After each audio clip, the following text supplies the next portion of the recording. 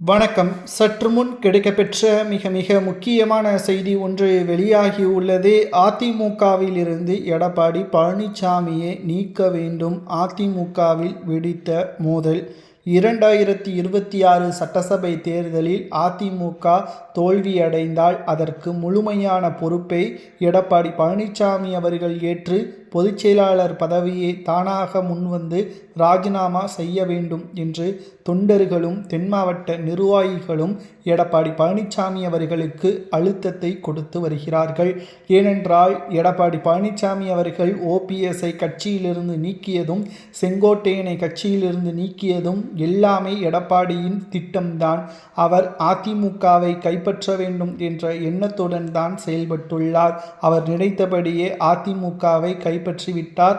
ஆனால் திமுகவை வீழ்த்தி அதிமுக வெற்றியடையவில்லை என்றால் எடப்பாடி பழனிசாமி அவர்கள் அவர் செய்த தவறை உணர்ந்து கட்சியின் ஒட்டுமொத்த பொறுப்பிலிருந்து ராஜினாமா செய்து கட்சியை விட்டு வெளியேற வேண்டும் என்று தொண்டர்கள் கூறுவது சரியா என்பதை அதிமுகவின் உண்மையான தொண்டர்கள் கமெண்ட் வாயிலாக கூறுங்கள். அது மட்டுமல்ல, எடப்பாடி பழனிசாமி அவர்கள் ஒரு சில மாதமாகவே கட்சியின் வேலைகளில் முழுமையாக ஈடுபடாமல் ஏதோ ஒரு தவறில் சிக்கி கொண்டுள்ளார். பாஜகவின் பிடியில் இருக்கிறார். பாஜக கேட்கின்ற தொகுதிகளுக்கும் பாஜக போடுகின்ற உத்தரவிற்கும் நேரடியாகவே கட்டுப்படுகிறார். இதனால் நிச்சயம் அதிமுக களப்பணிகள் தாமதமாகவே நடைபெறுகிறது. தொண்டர்களும் எடப்பாடி பழனிசாமியின் மீது கடுமையான கோபத்தில் இருக்கிறார்கள். நிச்சயம் திமுக இந்த முறை மிகப்பெரிய தோல்வியை தழுவும் என்ற தகவல் எடப்பாடி வெளியிட்டாலும் அது சாத்தியமே இல்லை. 19 கட்சியுடன் திமுக வலுவாகத்தான் இருக்கிறது. தோல்வி அடைய போவது என்னமோ அதிமுக தான்.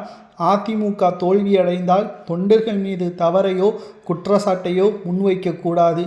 கடந்த மக்களவைத் தேர்தலில் அதிமுக தோல்வியடைந்த பிறகு மக்களும் தொண்டர்களும் தான் அதிமுகவின் தோல்விக்கு காரணம் என்று எடப்பாடி பேசியிருந்தார். இந்த முறை அப்படி பேசக்கூடாது, பேச முடியாது. தொண்டர்கள் எடப்பாடியே குறிவைத்து விட்டார்கள். இந்த முறை வெற்றியடையவில்லை என்றால் கட்சியில் இருந்து ஒட்டுமொத்தமாக வெளியேற வேண்டும் என்பதை அழுத்தம் திருத்தமாக எடப்பாடி பழனிசாமி அவர்களுக்கு தெரிவித்து வருகிறார்கள். அதிமுகவின் பெருவாரியான தொண்டர்களும் எடப்பாடிக்கு எதிராக செயல்படுவதால் அதிமுகவிலிருந்து எடப்பாடியை நீக்க வேண்டும் என்ற அவர்களது கருத்து சரியா தவறா என்பதை மறக்காம கமெண்ட் வாயிலாக கூறுங்கள். இன்னும் 3 வாரங்கள் மட்டும்தான் சட்டசபை தேர்தல் நடைபெற உள்ளது. திமுக எத்தனை தொகுதிகளில் வெற்றியடையும் என்பதை கமெண்டில் கூறுங்கள்.